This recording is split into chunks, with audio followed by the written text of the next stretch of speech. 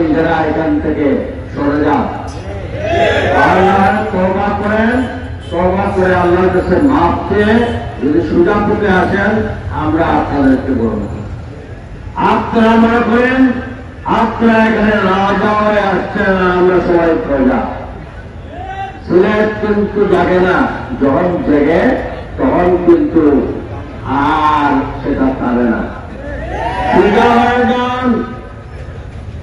অনেক সহ্য করেছি, এখন থেকে যদি সিলেটের জনপ্রতিনিধি, ওলামায়ে কেরাম, ব্যবসায়ী প্রতিনিধি, সাংবাদিক নেতৃবৃন্দের কথাবার্তা যদি আপনাদের কানে না যায় তাহলে কিন্তু আগামী দিনে যে কোনো পরিস্থিতির জন্য আপনারাই দায়ী থাকবেন। আজকে প্রতিবাদী গ্রন্থ নিয়ে সবাই এখানে উপস্থিত হয়েছিল একটি মূর্তি বা ভাস্কর্যকে অপসারণ করার জন্য। এই পূর্ণভূমি সিলেটে যে সকল বিষয়ে সিলেটের মানুষের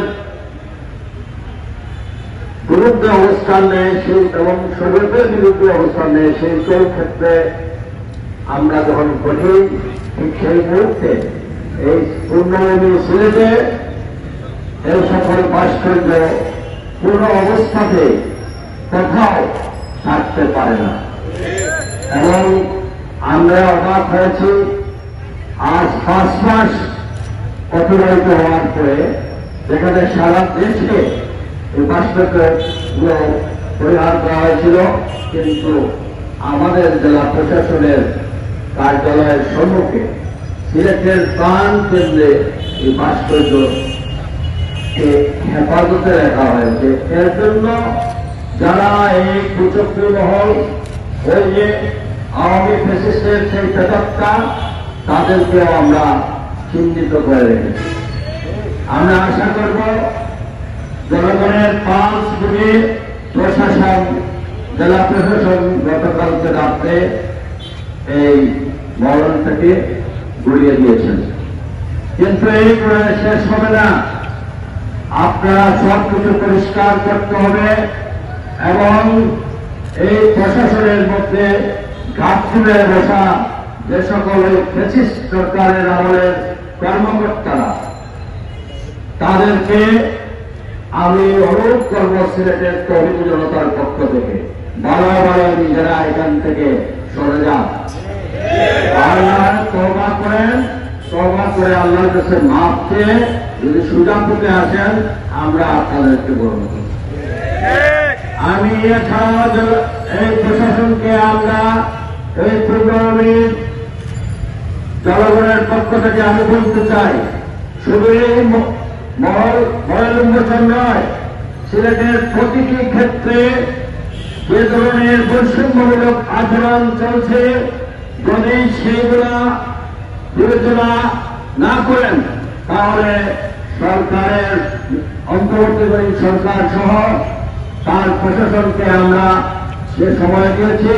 আশা করি সেই ব্রিটিশ সরকারের আমলের যে সকল বৈষম্যমূলক আচরণ করা হয়েছে সিলেটবাসীর সাথে, সেগুলো যেন অনতিবিলম্বে পূরণ করা হয়।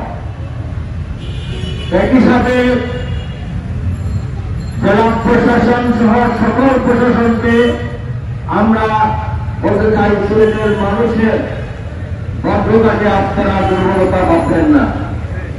আপনারা জনপ্রতিনিধি সহ ওলামায়ে কেরাম থেকে শুরু করে ব্যবসায়ী নেতৃবৃন্দ সহ কাউকে আপনারা মর্যাদা দিতে জানেন না।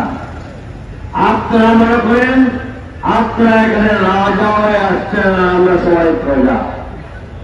সিলেট কিন্তু জাগে না, যখন জেগে তখন কিন্তু আর সেটা পারে না। সুজা হয়ে যান।